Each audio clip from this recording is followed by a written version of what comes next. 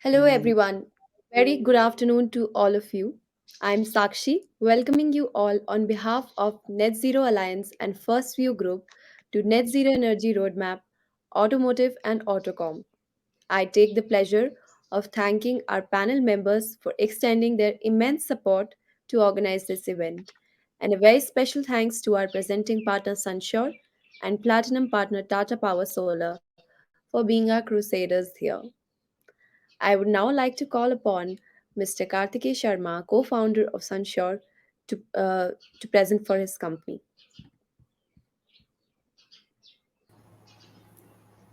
Thank you, Sakshi. Thank you, Sakshi. Thank you, Net Zero Alliance India and Solar Quarter, the overall First View Group, for organizing this fantastic session. Sunshore is absolutely pleased with the opportunity to play a vital role in enabling this. And we believe that platforms such as these need to be propagated across industries, and these are essential dialogues which will push the envelope forward in terms of creating a more sustainable future for the country, which rests on the shoulders of leading industries such as Mahindra and Michelin and Gear, who have joined us today. Now I'll just take around 3-4 minutes to talk about Sunshore, and also shed a little bit of light upon how we think about the transition of the automotive industry to net zero. So I hope you can see my screen, Sakshi. It's visible. Okay, fantastic. So at Sunshore, we are a CNI decarbonization services company at the core, and we've been in business since 2014. And since our very beginning, we've been helping some of India's largest industrial and corporation, industrial and commercial corporations transition their operations to renewable energy. Very recently, we have raised a $400 million equity capital round from Partners Group AG. They are a Swiss-based private equity fund who have over 9 gigawatts of renewable energy infrastructure across the globe. We are, as a company, a full stack power producer. What that means is that we do everything from getting permissions for setting up plants, acquiring the necessary land for the project, and then helping customers create the right kind of projects from which they can maximize their energy displacement, and we do the execution and asset management, all of it in house completely. So that helps us in delighting our customers with timely delivery and a consistent experience across the renewable energy journey. We currently have a gigawatt of projects in the pipeline, with over 300 megawatts delivered and over 60 plus corporations pleased with our services across the country. Partners Group, our investor partner, is one of the largest investors of renewable energy across the globe. And this $400 million round that we raised last year is one of the largest rounds to be raised by a CNI focused renewable energy company. Our target is to reach a 3 gigawatt capacity in the next 5 years, and most of this capacity will be focused on renewable energy for commercial and industrial sector. Some of our customers in the automotive sector specifically are Minda Corporation and Machino Plastics, which is a subsidiary of the Maruti Suzuki Group. But we are present across the country and across industry sectors, and have helped our customers move massively to renewable energy for their operations. And I'll talk about that in the second part of this presentation. We have a complete set of offerings. We do plain vanilla, plain wind, hybrid, and RTC power. We sell power through PPAs, which means that you don't have to make any investment except for in the captive route. And we supply power to you at fixed rates, which enable huge savings while at the same time helping you move to a more sustainable way of production. We also do green attributes, which means that whatever power carbon footprint you have remaining, we can help you reduce that with selling you green credits. And we are also branching out into virtual PPAs and very actively exploring ways to sell power through the merchant market.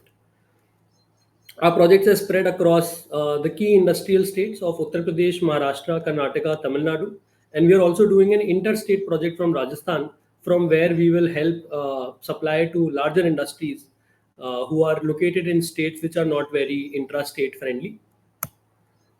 Now, for the automotive industry, we feel that there is a very simple three-point approach for moving to a net zero position. Number one is that you have to go net zero for energy use. We believe that is the lowest hanging fruit. And what that means is that you buy renewable energy from either open access plants or on-site plants.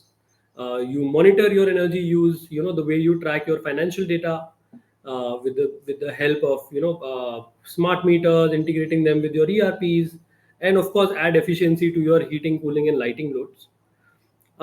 Going net zero for energy use would mean that you're already 50% there on your journey towards net zero, and the other 50% would be met by implementation of circular economy practices, and also helping your supply chain decarbonize by disseminating information about renewable energy use and circular economy practices, and helping them with whatever help they need to push them on the renewable energy journey. Now, on energy use, we believe that a practical guide for a typical automotive industry to move to 100% renewable energy would comprise of three primary steps. The largest offset obviously comes from use of renewable energy. 60% of your energy needs or your energy footprint can actually be displaced by open access PPAs, almost 60%. And then on-site power plants can help you cut through almost 15 to 20%. And whatever other emissions you have left from power use, especially during peak times, because banking regulations in most states does not allow companies to use power during peak time. These emissions can be offset through buying green attributes on the exchange, or through your projects, or maybe we can also bundle green attributes with power and sell them to you. But this is really a very practical and efficient way to reach RE100 for your energy operations, and we can help you on this entire journey. Um, one point that we wanted to make was that Maharashtra, being one of the largest markets for automotive manufacturing, actually has a great economic case for the movement to renewable energy sources rather than the grid, especially after the recent 20% hike in tariffs. The savings from renewable energy are almost 40% as compared to what you would get from the grid charges. So you save almost you save almost 3.5 rupees per unit every time you use a renewable energy unit, and in Maharashtra you can offset easily 60% of your energy use. In an open access PPA, which is the largest chunk of your RE100 journey, this is what the typical life cycle looks like. So you have to be aware of this. Generally, from PPA signing, of course, the largest part is the development of the project. But then once you have developed the project, from PPA signing to power supply is simply a 6-month journey, and we've done this for many customers across the country. But other technical decision making frameworks that you need to use when you're tying up open access capacity are very important. One is that you have to do your capacity estimation as per the existing regulations, and there will always exist an inflection point, like you see on this graph here, where your ROI drops and your savings actually becomes takes a step up. So, for example, for this particular automotive giant, we were doing this exercise, and this is just a snippet from that. At 28 megawatts was their highest savings and their lowest ROI, right? So they could have more savings over time, but their ROI would only very, it would be a very small increase in ROI. So this is the most optimum capacity. So you have to do a deep analysis of all energy use. So this was across, I think, 6 facilities across Tamil Nadu and Maharashtra that we were able to calculate this. So this is one part. The other thing which is very important for automotive is that automotive production generally sees a peak in energy use during January, or during April to July kind of period. So while one period is actually in line with energy generation, the other period is not. So you have to be careful in terms of your analysis to make sure that you're not depending too much on the banking facility, or if there is any opportunity to actually shift production schedules once you're using a lot of renewable energy.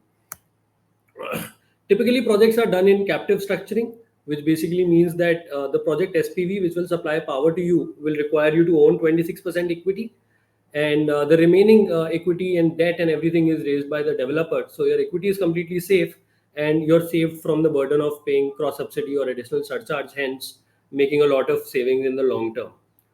Another thing in Maharashtra is the rooftop and open access debate, right? Because a lot of automotive manufacturers already have rooftop solar power plants. They want to know what would happen if they were to do open access as well. So this is a quick analysis that we did again for a large automotive company who had done a 2 megawatt rooftop, but were now looking to decarbonize further. We showed them how, by going taking rooftop in gross metering and taking open access solar would actually make a much better case than remaining with rooftop solar alone, even though they make more saving individually on rooftop solar. But combined open access plus rooftop is the biggest game changer, because that allows them to go almost 80% offset in terms of energy use.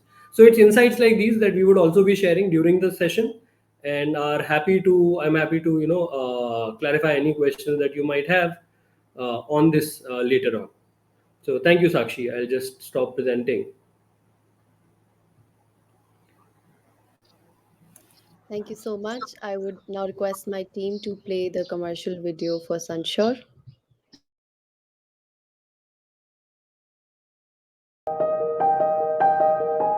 Why should you go solar? Did you know that India is now producing the world's cheapest solar power, the cleanest source of energy in the world? So, what makes solar so attractive? Of course, you make massive savings on electricity bills, but there are also great tax benefits on solar investments. Let's simplify this for you. The price of solar energy remains fixed while the grid costs go on increasing. So your savings go on increasing year on year. Over its lifetime, a well-engineered plant saves over 7 times its investment. It's environmentally friendly. A 500 kilowatt solar plant helps offset CO2 worth more than 4,000 trees every year. Sunshore Energy is the complete solutions partner on your solar power journey. We help you from conceptualizing your solar investment to commissioning of the assets and its operations over its complete lifetime, all from under one roof. We are a team of IIT alumnus driven to propel India into a solar-powered, energy-sufficient future. We are right now the largest rooftop solar company in India, aiming to create a portfolio of 1,000 megawatts of solar power assets by 2022, with running projects in over 15 states. Corporations can transition to solar power through rooftop solar, while larger power needs can be fulfilled from open access solar plants. These plants are set up far from the premises, and the power is delivered directly to the facility. With the combination of rooftop solar and open access, large corporations can shift up to 90% of their energy to solar and bring down power costs by 40%. We will assist you in navigating the complete financial landscape of the project, and also guarantee best-in-class energy generation from solar plants we create for you. Our expertise in site surveys, assessment and compliance to the highest international standards for our designs ensures complete satisfaction. A dedicated project manager ensures that the project is planned and executed with world-class quality and safety standards. Timely delivery of the project is monitored closely with the aid of daily progress reports till the project is handed over to you. Post-commissioning, the asset management team provides performance assurance to your plant. This is achieved with our timely maintenance schedules and advanced analytics practice on real-time data from the plant. You will receive business-grade reports on a daily basis, and all major system events will be brought to your notice. Sit back, relax, and watch the sunshine turn into gold for your business.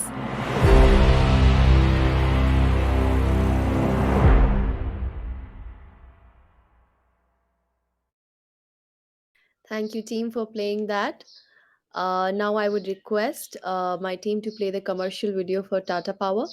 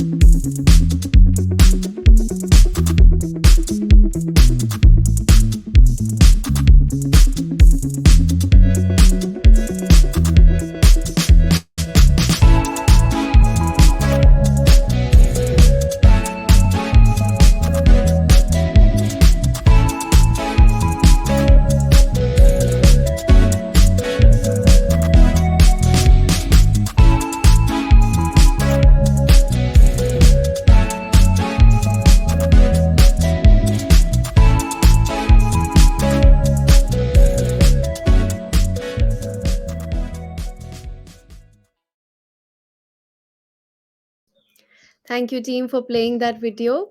Allow me to introduce Mr. Arun Kumar Murugan from Tata, who will be giving the presentation for his company. Over to you, sir. Yeah, thank you, Sakshi. First of all, thank you, Net Zero Roadmap, for giving this platform. And Karthike, that was a very nice presentation from your side. I really enjoyed it. Yeah. So, I have a small presentation. I'll try and cover it within 10 minutes.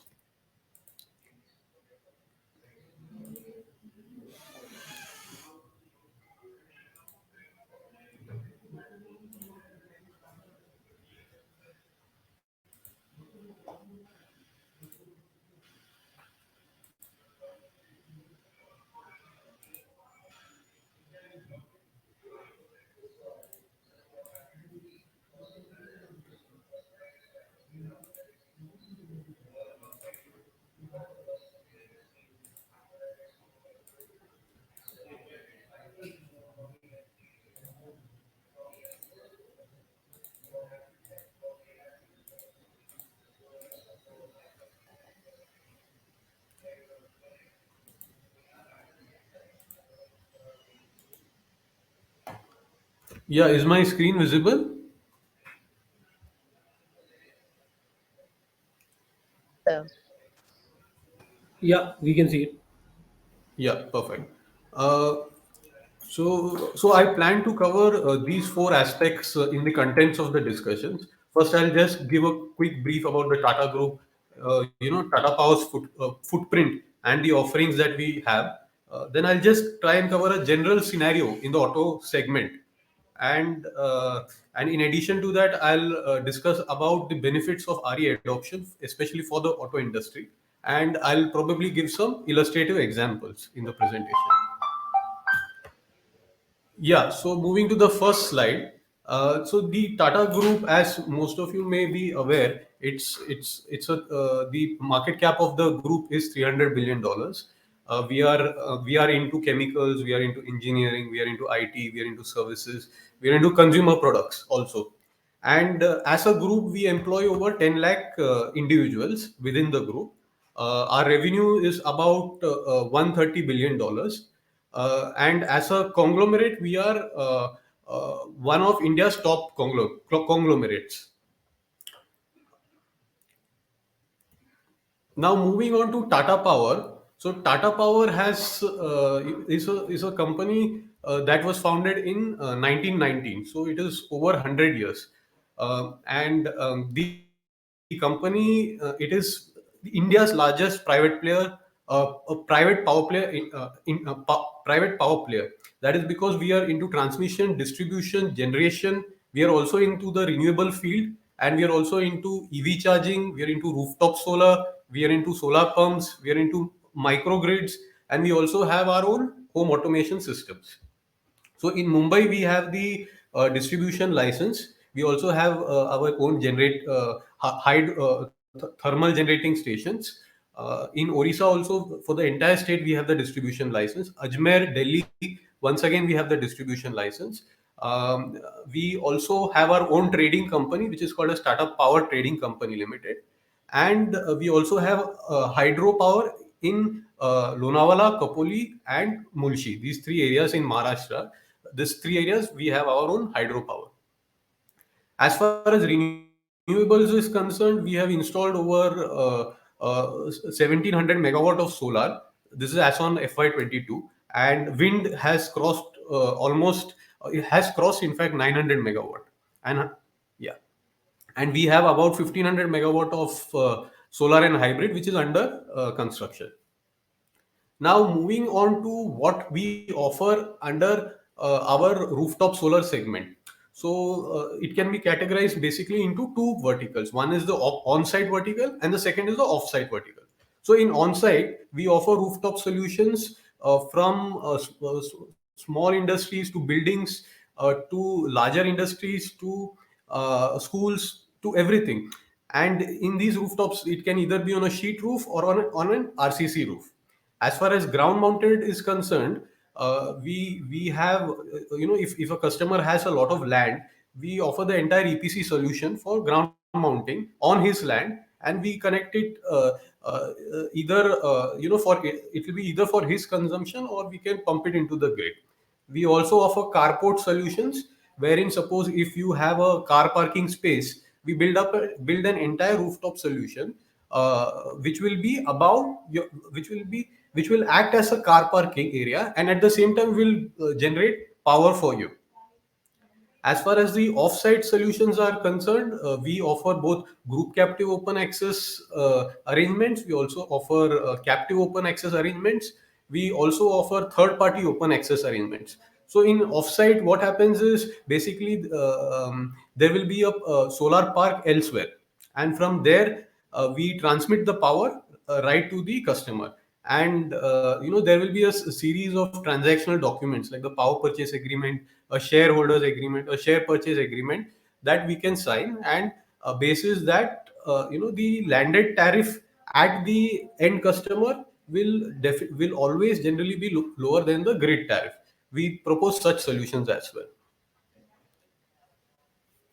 So now moving on to the scenario, the general scenario in the auto segment, if you see, is that this entire segment is highly energy intensive. So this energy that the auto segment consumes needs to be reduced. Secondly, another aspect of the auto segment is that there will be decentralized operations. There may be multiple manufacturing companies in different states. And the third is that the climate impact due to high carbon emissions. So this is another very important scenario which is seen in the auto segment. And lastly, sustainability and ESG compliance needs to be maintained for most auto industries. So now I'll just cover on the benefits of how net zero and RE contribution can help the auto industries. The first and foremost is that it is going to improve your PNL. That is because if you are going to reduce the cost of power, by default your expenses reduce. Hence your PNL is going to improve. There's also going to be accelerated depreciation for solar assets, and in addition to that, you will also be getting clean energy at your location. The other benefits are that you get 25 years life cycle service and support from us, and you will be compliant to various environmental norms within your industry.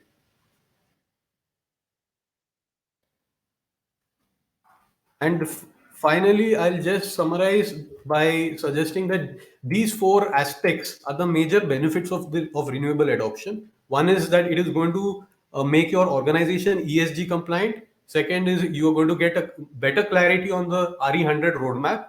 It will. Third is it's going to reduce climate changes, and fourth is you are going to adhere to all your your health, safety, and other compliances for your power needs. These are some of our auto installations that that we have installed within the country. So some of our clients are Royal Enfield, Force Motors, Piaggio, uh, and Kia.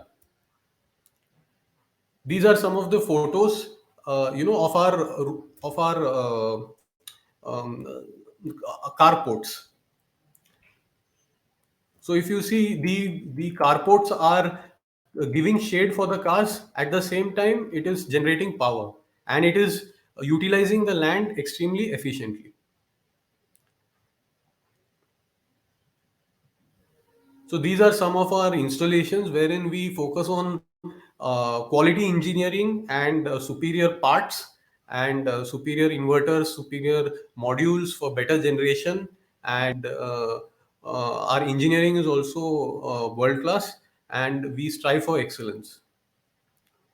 And for us, safety is extremely important. So these are some of our O&M aspects of the plants that we cover. We also believe in digitization, decentralization. So these are some of our. This is a snapshot of the data logging and the monitoring for one of our plants.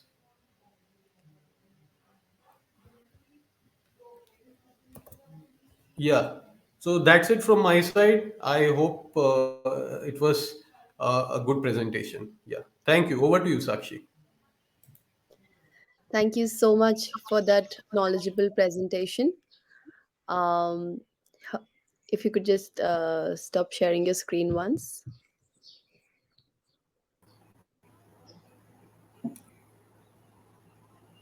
Here, I would like to make a small announcement. Attendees can post their questions in the Q&A box, and our speakers will take up those at the end of the panel discussion. As we are aware that there is an urgent need to fight climate change and decrease greenhouse gas emissions, making the switch to a net zero economy where all the energy we use is renewable and carbon neutral is one method to accomplish this goal. The Autocomp and automotive sectors must play a part in this shift. To achieve net zero energy in the automotive and autocom sectors, a combination of electrification, efficiency enhancements, renewable energy integration, circular economy concepts, and energy storage technologies will be needed. By pursuing these activities, these sectors can significantly contribute to the worldwide shift to a net zero company and to fight the war against climate change. Now, without further ado, we shall initiate our panel discussion for today. Allow me to introduce the elite panel for today. We have with us Mr. Anand Marathe, Deputy General Manager from Mahindra and Mahindra, who will be our moderator. Mr. Amar from Michelin India, Mr. Varun Chopra from Gear India, Mr. Kartikeya Sharma from Sunshore. Over to you, Mr. Marathe. Thank you, Sakshi. And it's my pleasure to be act as a moderator for this eminent speakers in today's panel discussion. After the nice presentation by the two renewable energy producer, Tata Power and Sunsure, we are entering into a panel discussion which is the right subject of net zero. And thanks to the organizer that they have selected this topic of net zero and particularly focusing on the net zero energy for the automotive and the auto components. As you know that energy demand in India is increasing year on year. India is world third largest consumer of electricity after US and China. You know that due to industrialization, urbanization, use of fossil fuel energy, the carbon emissions are increasing year on year. As per the latest World Economic Forum's report, it is being observed that the investment which is being getting into the energy sector is not uniform. We know that we want to reduce the usage of coal to reduce the carbon emissions. But the figures today say that in the 2022, we have consumed, the world has consumed the highest usage of the coal. So now the time has arrived to how we can curb the emissions. India as a country in COP21 at Glasgow, we have come out with the Panchasutri, the five commitments for carbon emissions reduction. 550 gigawatts renewable energy by 2030, 50% renewable energy by 2030, reduce the carbon emissions by 1 billion tons, reduce the carbon intensity by economy by 45% with a baseline of 2005, which will take us to the net zero by 2070. Uh, my first question is to Amar.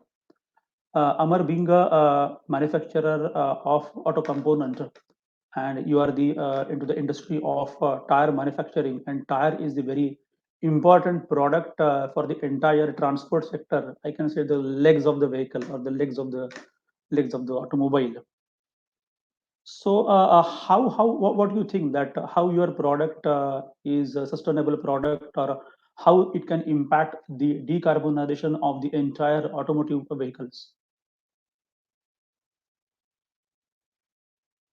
Sure, I think this is a very pertinent question, Mr. Marathe, and thanks for asking this. And thank you, Sakshi, and the First View Group for organizing this very important session. I think everywhere the common view is about net zero, about climate change, about sustainability. Before I answer to your question, Mr. Marathi, I would also like to just talk about my company. So, Michelin is a French multinational tire manufacturing company based in Clermont, France, and it was founded way back in 1888 by two brothers, Michelin brothers, of course. And if you see now, Michelin has nine R&D centers all around the world, including one in India, and 123 production sites in 26 countries, including one in India. And we have around 125,000 employees working on developing tires of tomorrow. We often say that we are not a tire making company. We are the sustainable mobility solution provider company, and there's a reason for that, because at Michelin, we our approach is all sustainable, and that approach is very well embedded into group strategy on a balanced development between people, profit, and planet. And Michelin is innovating and committing itself more than ever in a life of more than ever to a life in motion. So when I talk about the Michelin product, you would be extremely happy to know that in October 2022, Michelin has unveiled two very unique set of tires, and these tires are for truck and bus and the passenger car. Now, what is the speciality of these tires? So the speciality of that tire is that the truck and bus tires are made of 58% sustainable material. So out of 100 percent material we use for making tire, 58% material is sustainable material. And same goes for the passenger car. So 45% material that was used in the passenger car tire, that was sustainable. So as you rightly said, the tires are the legs of the vehicle. So anything and everything that we can think of between us and the road when we are in the vehicle is the tire. And unfortunately, that's the most ignored entity, I would say. You see, there's IC engine. We are moving to hybrid and hybrid to electric and electric to further the hydrogen driven car. But the one thing that will never change is the tire. So the things are very progressively happening in the tire industry also. There are more and more the innovations happening in this part of the world and in this area, in this category. So the people are talking about radial tire. Michelin has invented radial tire way back in 1946. So after radial tire, we came out with the radial, the tubeless, and then there was a tire called the acoustic tire, the green tire, the airless tire. So I think there are a lot of things are happening in this world, and you will see all these things coming to to the road, both in developing and developed nations in no time. And as a group, if I talk about, we are very well aware of the net zero commitment. As a country, India has taken this target to achieve by 2070. As a company, we have taken this target to achieve by 2050. So this is all about our product. Probably I'll talk more about our process, manufacturing process and manufacturing units, and what are the steps that we are taking to produce such tires in a subsequent question. Thank you. Thank you, Amar. The two takeaways from your thought is that 50% of the sustainable material you use in your tires, and it's an excellent way of you are producing green tires. I will come back to you how you manufacture the tire and what kind of sustainable practices you follow while making of the tires. Moving to Varun. Hi, Varun. Uh, Hi, Anand. Good afternoon. Hi, good afternoon. Varun is from a company called as Gear India. Varun, you can just speak briefly about what your company does, and you are manufacturing the material handling equipments, and you share how you have accelerating your net zero journey. Sure. No, thank you so much, Anand, and a very good afternoon to all the participants, my fellow panelists, and of course Sakshi and the team who've helped put this together. So just a small clarification, Anand. We don't manufacture images. I Oh, primarily import them. My apologies. I should have clarified that earlier. But we import them and then we lease them out. So we do both OPEX as well as CAPEX. Gear India has the privilege of being number one in India in MHE rental. And we also, and I say this with a little more pride, we are number one in zero emission MHE deployment in India. In the last 14 months, we've deployed 650 plus assets, and this is units within India. And we have the privilege of having the trust of customers such as Vedanta, Balco, Mahindra and Mahindra, Michelin, and Flipkart, Reliance, so on and so forth. So just to share with you, and you mentioned that Anand in your opening remarks, COP26, COP27, clearly the target for India for net zero is 2070. And as all of you would appreciate, this would mean scope 1, scope 2, and scope 3 emissions to really turn net zero. So while one may think that 2070 is 47 years away, my sincere submission to everyone is we have to start not now, we should have started yesterday to get to that target in a realistic manner. Just to share with everyone a couple of targets that organizations have publicly taken in India. Reliance has taken a net zero target of 2035, Vedanta Group 2050, and so on and so forth. So organizations are being quite aggressive. Now, coming to specifically to a bit of what we do is, material handling equipment. Just to get everyone on the same page, are forklifts, hand pallet trucks, reach trucks. It's primarily equipment that helps move material, both raw material as well as finished goods. and that's where it becomes, in a way, critical to the supply chain.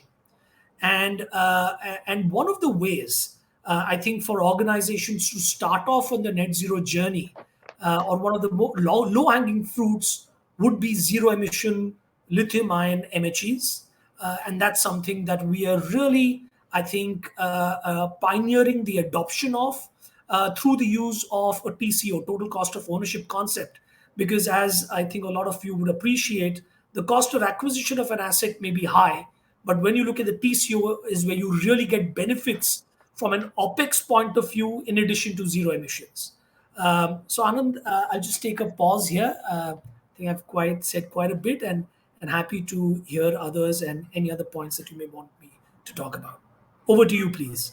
Thank you. Thanks, Varun. Thanks, Varun. And thanks for clarifying that you are importing the material handling equipments. And it's excellent to know that you are having the OPEX model as well along with the CAPEX. Thanks for that. We have a pleasure of having a representative from a 100 years old company, Tata Power.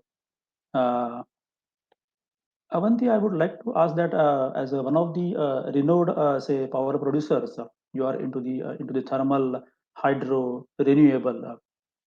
Do you feel that the current government policies are supportive for industries, or maybe not only for the auto industries, but all kinds of the industries?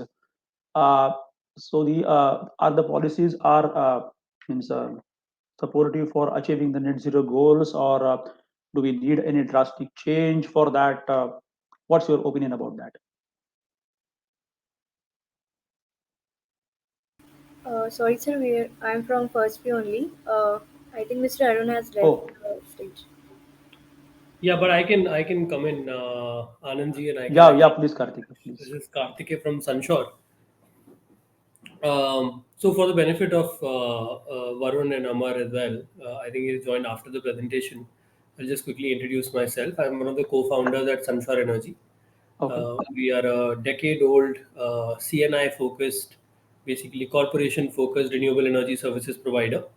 For the last 8 years, we were doing EPC and project development, so helping customers set up renewable energy plants in the capex model. But last year, we've raised $400 million in private equity money within the company to actually put up assets and sell power under open access or third party or captive open access route through solar, wind, battery storage, and yeah, basically the idea is to stay on the cutting edge and work with our customers, follow the pulse of the industry to understand what we can do.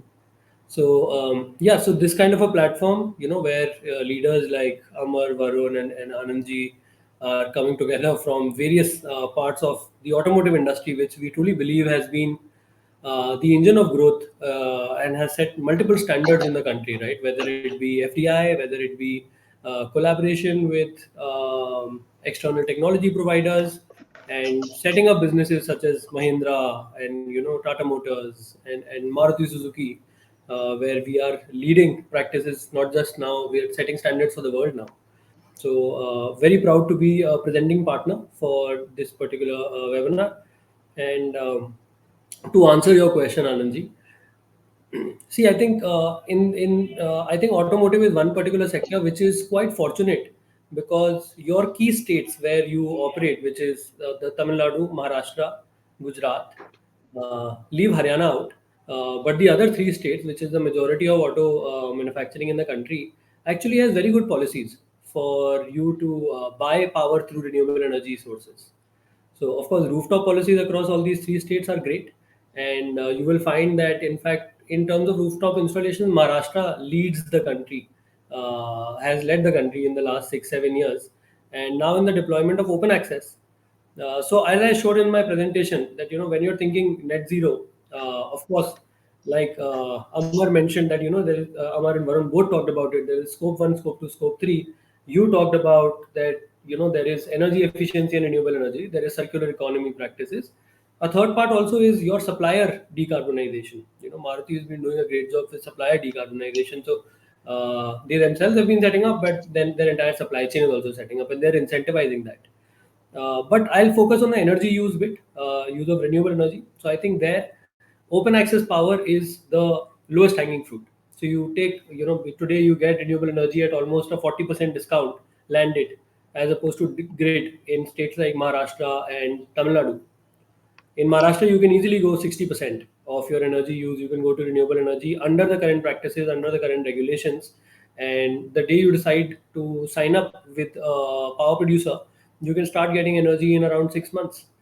The biggest risk there, in fact, is not regulatory in Maharashtra. It's basically your development risk. So whether you are able to get the land or not in time for setting up the project. Once you have that, with the current banking policy in Maharashtra and the grid price is almost touching 10 rupees per unit, getting power from a solar renewable energy plant, you can get 60% of your power and get a 40% discount on the whole thing. So bring down your power cost by almost 25%. That's massive achievement in just 6 months if you decide to do that.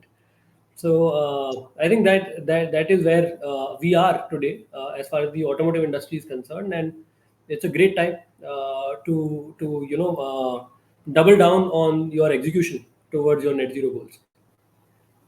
Thanks, Thank you. Karthik. Yeah, I know that you mentioned about that the most of the auto manufacturers are means the footprint is mainly in the Telangana or say Tamil Nadu and the Maharashtra state, but the auto components manufacturer are spread across the country.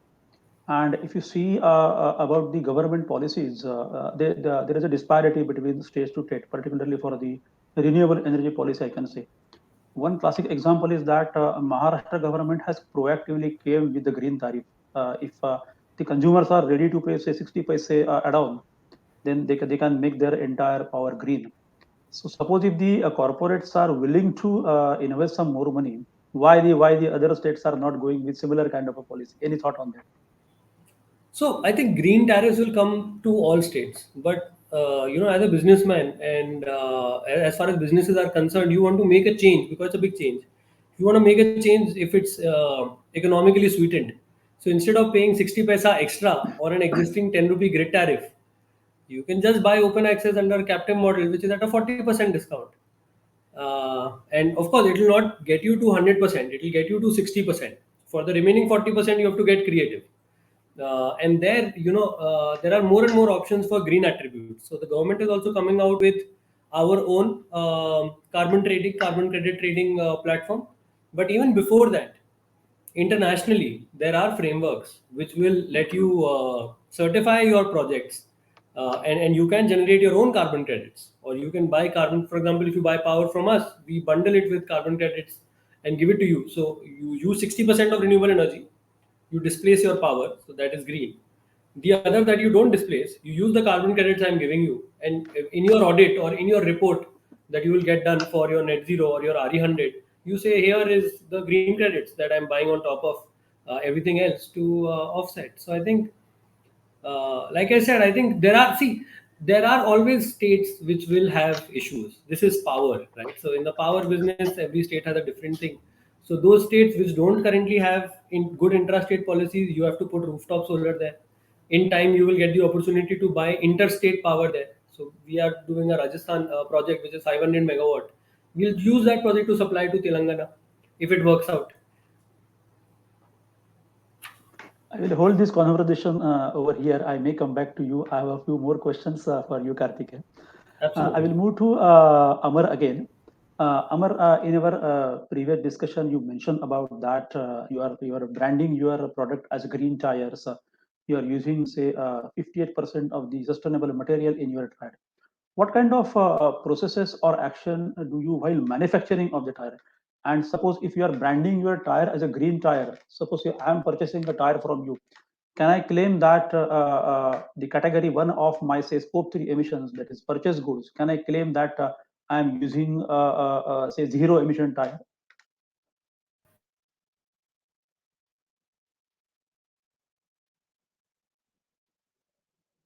You're on mute, Amaria. The Thanks, thanks. the out of total constitution of tire, 58% is a sustainable material. The target we set for our internal organization was that to have a 40% sustainable tire material to be used in tire by 2030 and 100% by 2050. So we are way ahead of the curve. Of course, the attempt is to produce the tire which will have a zero, the impact on environment. And that's the reason why the things are progressing in more and more innovative manner. For example, earlier we were using amorphous silica in the tire, and this was a revolution. The fuel efficiency of overall, now everybody is using silica in their tire, and the fuel efficiency has improved by almost 15% because of that. But instead of using the amorphous silica, now we are moving to rice husk, which is biodegradable silica. And there are many more such things which are coming in tire. As far as the ecosystem or a manufacturing process is concerned, I would probably put more focus on the environment where we are producing tires. So if you see, the today, we have taken the target for every aspect that will require to produce a tire. For example, the water management. So as a group, we have, in 2050, Michelin will have no impact on water availability for local community. That's a target that we have taken. So even today, if you see, our factory is in there in the state of Tamil Nadu. So we are leveraging our water need mainly. That is, we are harvesting from the rain water. So almost 60 to 70% water we are using, that is coming from rainwater harvesting side. So this itself is a less burden on the state government for the supply of the water. And for that we have also constructed the huge reservoir inside the company. One is on the ground, the other one is underground. Second thing is that environment or quality of the air inside the plant. So for example, we have very ambitious we are ambitious about the increase in the green cover and restoring the biodiversity to create a refreshing and pleasant environment for our employees. So what we have done is that within around 3,000 square meter of area inside the factory, we have put saplings, around 9,000 saplings there. Now, this was done in 2019, and now today, most of these saplings have taken the shape of almost 15 to 20 feet tall, trees. And these, the is a this forest is a home for 30 plus native species, I would say. The air quality inside that particular area is so pure, so rejuvenating. I think the you can see the temperature in Pune today and temperature in Chennai. You can make out the difference. But because of this particular, the herbal garden we call it inside the factory, the temperature of that area is coming under control. The third thing is about waste management. So I'm happy to say that we are zero liquid discharge company. So we don't discharge any kind of water which is used for tire making process, which is after the process it is full of chemicals and effluent. So we don't discharge that. So we are practically zero liquid discharge company. So there are so many such things that we are taking. Plus we have also a huge ambition to convert our operations or our electricity demand into renewable power. As I said, we have 123 manufacturing units worldwide. And so what we have done is that as a very simple step there, we have converted or the all the lights into LED lights now, and we put some smart sensors. So when there is nobody during the lunchtime, the lights will be off automatically. Imagine this one change, small change in 123 units worldwide can make a huge impact on the electricity, the usage or consumption. Similarly, we are now banking on rooftop solar and wind power, maybe hybrid or the round the clock power kind of the arrangement, to see how we can power our operations through renewable energy.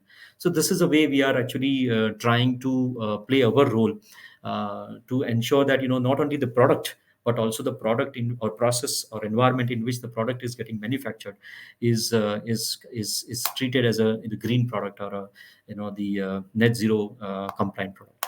Thank you. Thanks, Amar.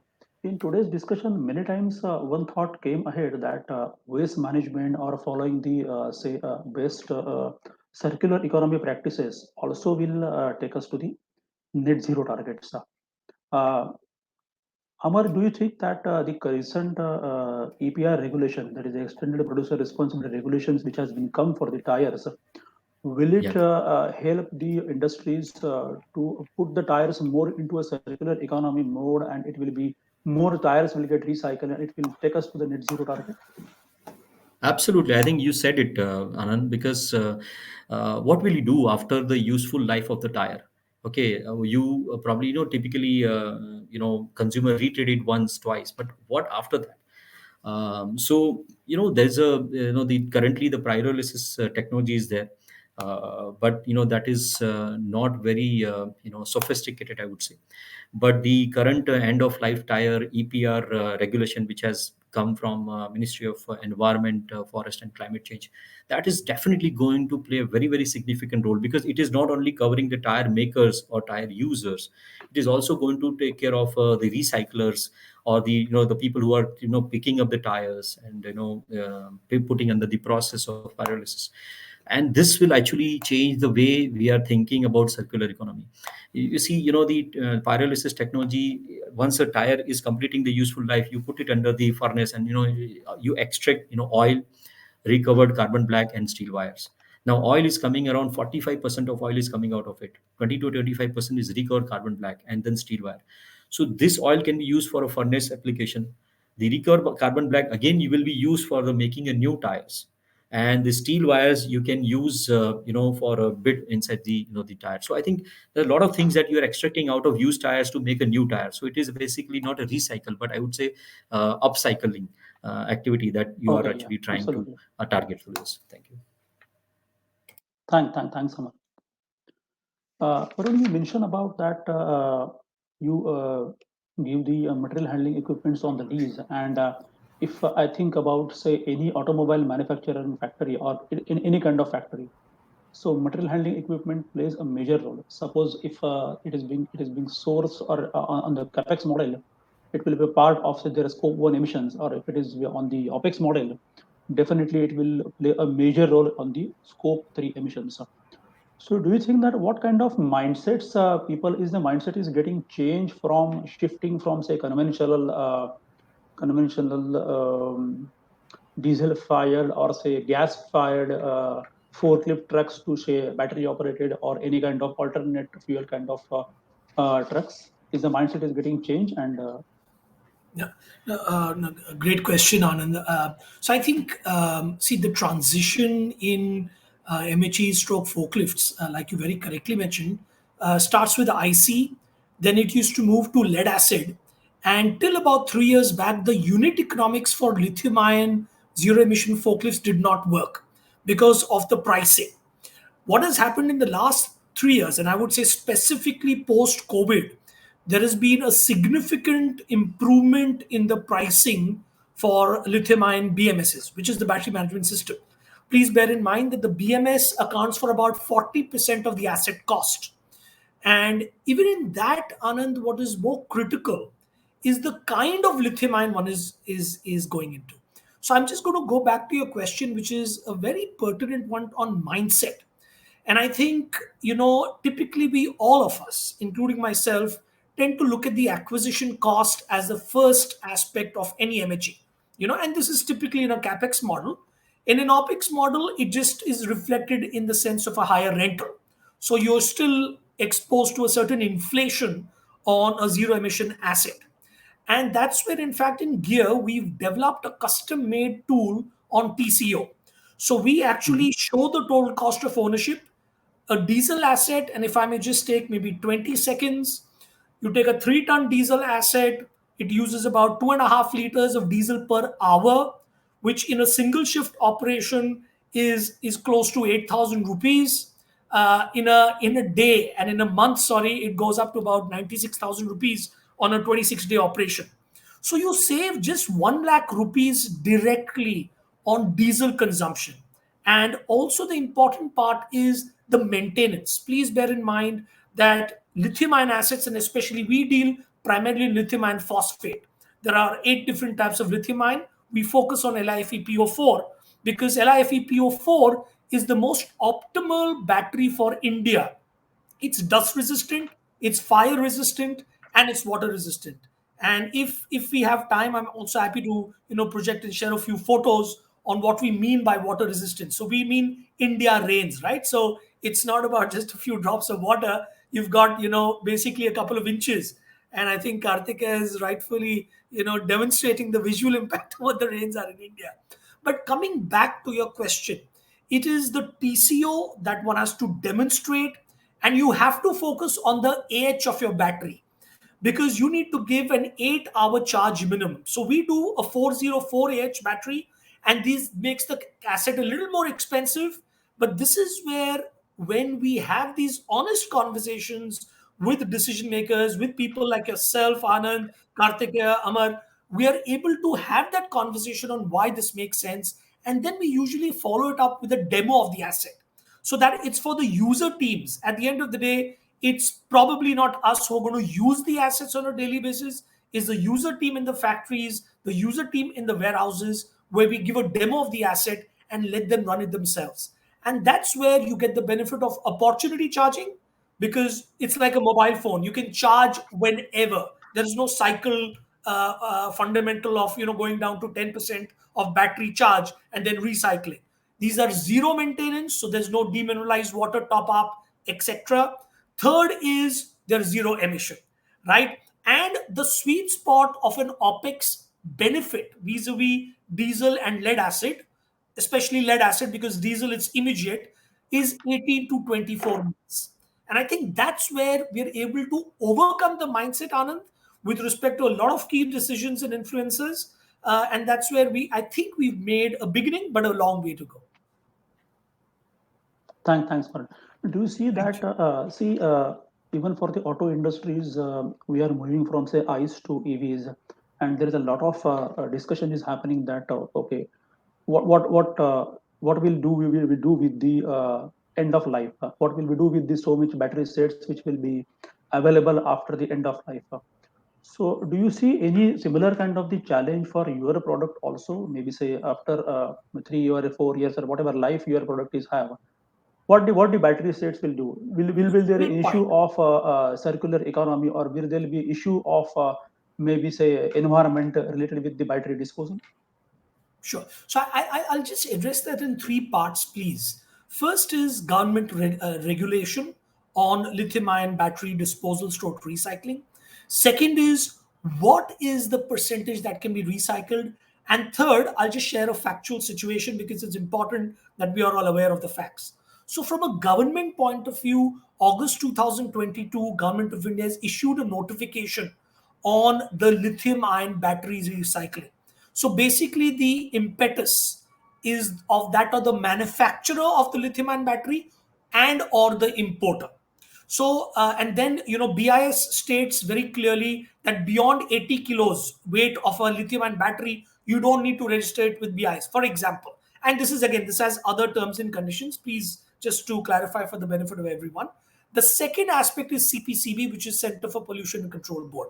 So you've got to make sure that you have the right kind of battery chemistry, which is approved for use in India, which is specified in the government notification. The second part is the recyclability of a lithium-ion battery. To share with you, Anand, there are already lithium-ion battery recyclers in India, and you've got large manufacturers such as Amara Raja who are putting up these factories, both for manufacture as well as recycling. And to my knowledge, 90% of a lithium-ion battery is recyclable. But please bear in mind, it depends on the composition. So if you have an NMC combination of nickel, manganese, cobalt, your recyclable ability is lower than a LiFePO4. So lithium iron phosphate has a much better profile on recyclability, and thereby a better carbon footprint as well, even in recycling. So the thing is, on the life of the asset, Anand, in fact, to share with you, lithium iron phosphate, we're currently looking at life between 8 to 10 years. And that's the beauty of these assets, right? That these have longer shelf lives. And this is where the TCO starts making sense, because you've got to change a lead acid battery. I'm digressing, but just to come back to the earlier point I made, you've got to change a lead acid battery every 1.5 to 2 years, even if you're running a two-shift operation. And here you've got 8 to 9 years, and that's a 5x cost saving directly, which is a battery of 4 to 5 lakh rupees, is what it generally costs. And I'm talking about a local battery. The third point, Anand, is the fact on the table is that nobody has seen the end of life of a lithium ion battery. And I want to be very transparent about that, that we are currently looking at data and very reliable data from world class manufacturers to suggest the 8 to 10 life years. I'm talking about top global 10 OEMs, right? So this is not, there's a lot of research which has gone in. But the fact of the matter is, Anand, no one's really seen the end of 8 years, right? So we will see the actual recyclability, the actual life of the battery over the next 5 to 6 years as these batteries start nearing the end of their life. I hope that answered your question, please. Thanks, Varun. Thanks. I was just discussing with one of the Swedish companies. So we are talking about, say, lithium-ion batteries. Is there any technological upgradation is happening that different kinds of the metals, say, zinc ion batteries are coming to market, which are proved to be, say, more energy efficient or the more environment friendly? What are your thoughts on that? So again, I think, Anand, the beauty of the space is technology is evolving very rapidly. My submission is, right, the two key batteries currently, battery chemistries. First is NMC, which is more favorable for EVs because it takes care of your range anxiety. It gives you the best charge over battery, and NMC batteries are lighter. So hence they are Mhm. favored by EVs. For forklifts, I actually need a counterweight. LIFE PO4 Achha. are heavier, more robust, and work better for material handling equipment and forklifts.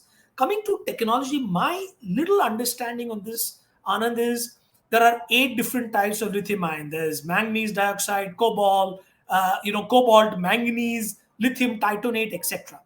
I think the next big unit economic shift will happen with sodium ion, because today lithium, it's a triangle which three countries which corner most of the share. It's Argentina, Bolivia, and if I'm not mistaken, Colombia. It's ABC. I hope I'm getting them right. But with sodium ion, as you will use salt primarily, you will democratize the supply and manufacturing of the sodium ion battery, and the unit economics will undergo a tectonic shift.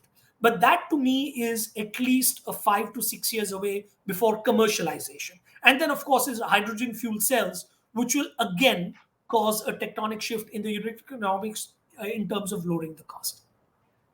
That's at least what my little understanding of this is. Thanks.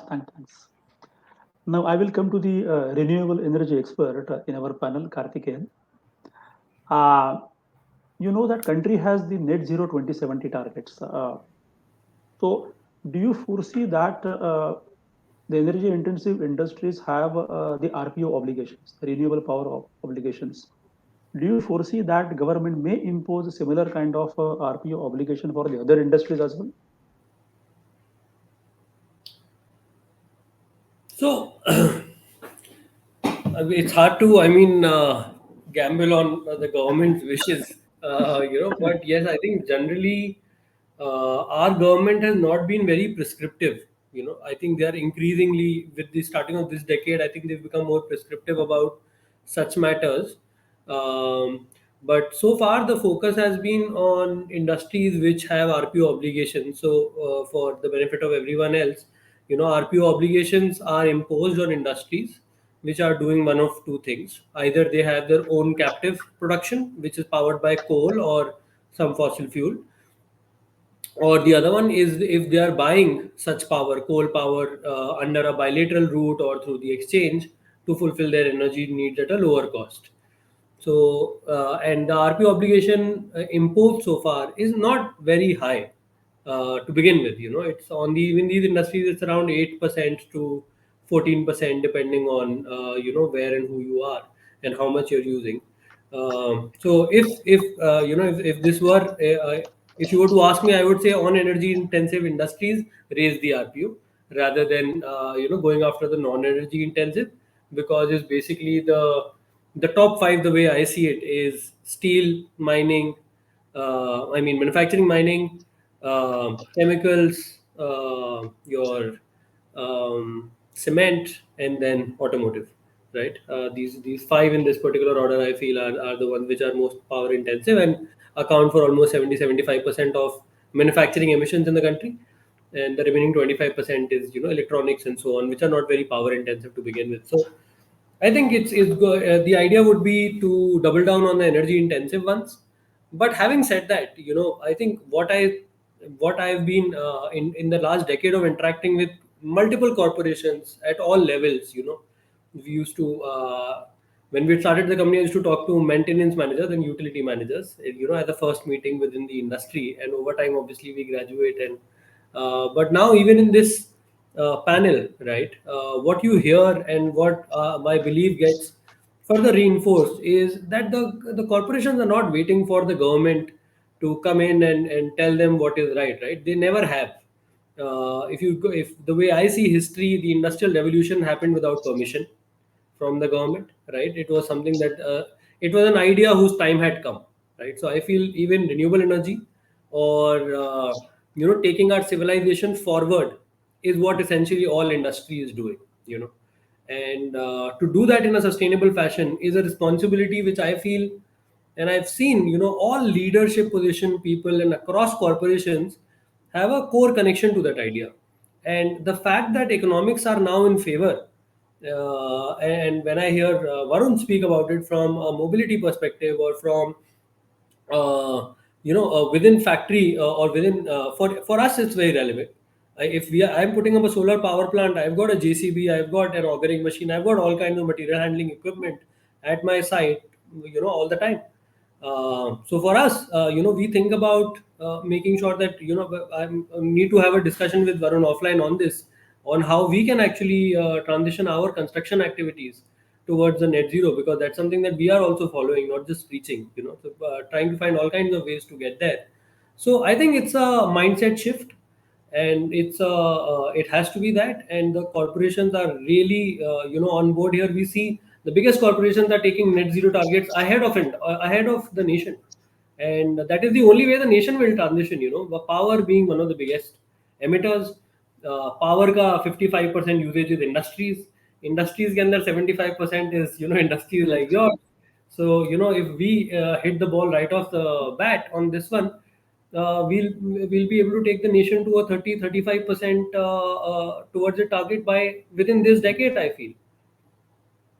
You made a very valid point, Kartikeya, that the Indian corporates, I think, now no more depends upon the compliance to act on it.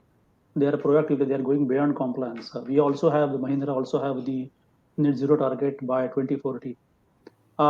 Coming back to the renewable energy, solar energy is available during the daytime. We have wind energy which can fulfill at the evening time. Though the installation of the renewable energy increasing year on year, I think today we have say 40% installed capacity, but the overall power generation is hardly 20%. So, do you think that we should think some kind of a technological innovation, like say looking at the energy storage or some kind of a carbon capture, which is very important today to take the corporates to the zero? I think energy storage, Anand, is the holy grail of the power industry, right? Hmm. And the holy grail of the energy storage industry is the sodium ion battery that Okay, Varun was talking about. If we can start making batteries out of salt, then we'll have something. We'll have truly we become in energy independent. And hmm, I think storage is going to be the biggest problem. I think we've solved the renewable energy generation problem. Okay, the way I see it right, is there is a absolutely, generation, there is a transmission and distribution, and somewhere you need storage, because now that you've solved the generation problem, if you want to scale this, you need a sink where during the peak hours, and wind is going to see peaks during the winter seasons and during the evenings across the year. Solar sees summer season during the morning, right? If we deploy enough of these together, right? So what we are left with is basically a transition period during the evening, a transition period during the morning, right? Where we need to store those or use storage to add spinning reserves or frequency regulate the grid to deliver higher quality power. And there, the biggest problem that we are seeing practically on the ground is when you're deploying large scale storage, lead acid doesn't cut it. Okay, because it's very high maintenance, and simply just takes a lot of real estate to put, right? And it's not very programmable. Lithium ion solves all of those problems, but the temperature response of those batteries, if I'm deploying, let's say, because the kind of deployment we are talking about here is uh, maybe about 500 gigawatt hours. If we want to really add an impact to the Indian grid, we're talking about 500,000 megawatt hours of standalone battery storage, right? So in a climate like India, to do that with the current state of the lithium ion technology, my assessment says that it's going to be a big challenge. So we need alternatives. The lithium ferrophosphate option obviously is winning hearts across the world right now. But there will be more innovation, and I think the battery storage problem in India has to be solved for India.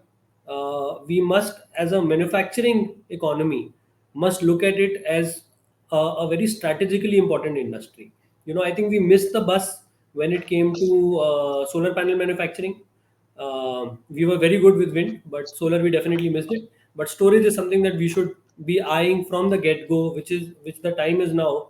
And the biggest problem there is with lithium ion is the lithium reserves. Again, Varun talked about it, that they are very cornered.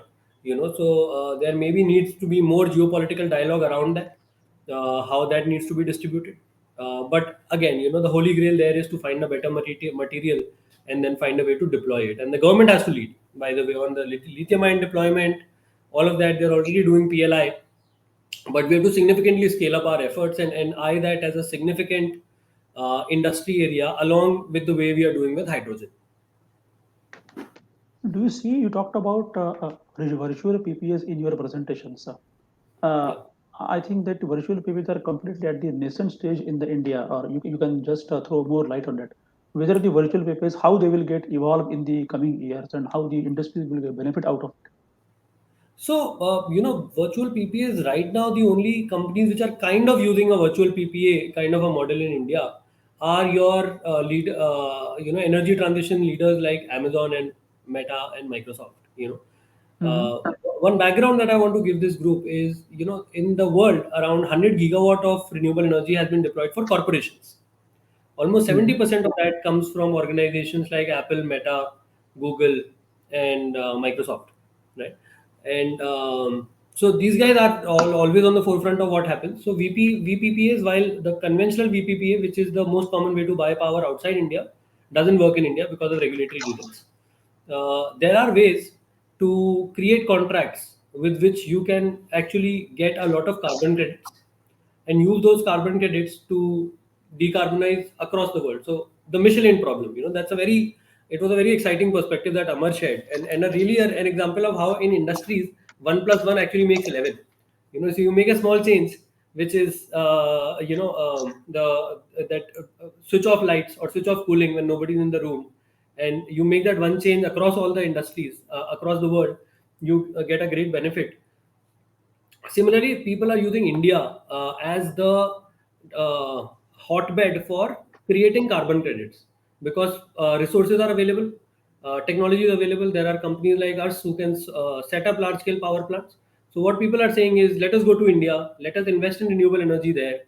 The credits that we generate from that renewable energy generation, let us use those to offset our carbon footprint across the world.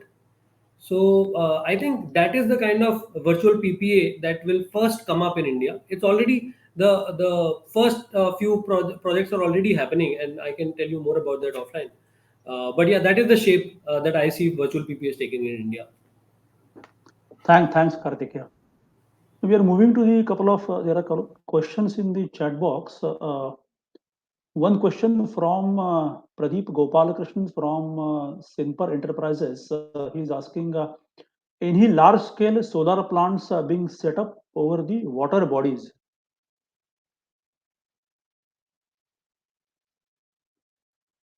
Yeah, let me take that.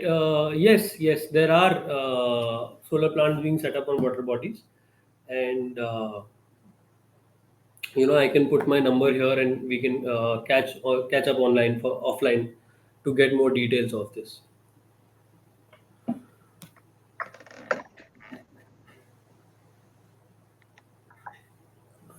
Okay, another question is the Haryana. Okay, so I think Pradeep, sir, we can connect online. My email address I'm sharing with you.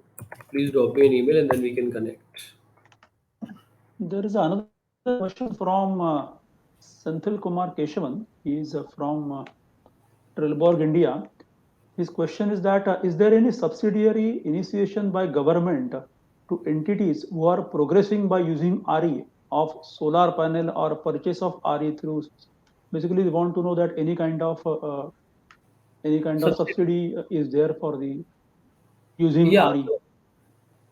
So there are a lot of benefits that the government is extending. If you're buying power under open access, they're giving you banking facility. If you're doing power on rooftop, if you're doing your own capex, you get accelerated depreciation. There is no direct subsidy as such for industries, but there are tax-related subsidies or discount on government charges or facilities that you can avail.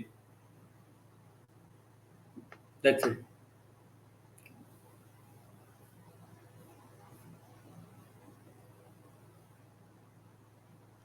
Thank you so much for the esteemed speakers for the wonderful session that we had today.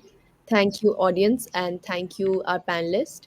So, with this, we have come to the end of our virtual event today. A very special thanks to Mr. Marathe for superbly managing the session. A big shout out to our attendees for extending their time and support for the event.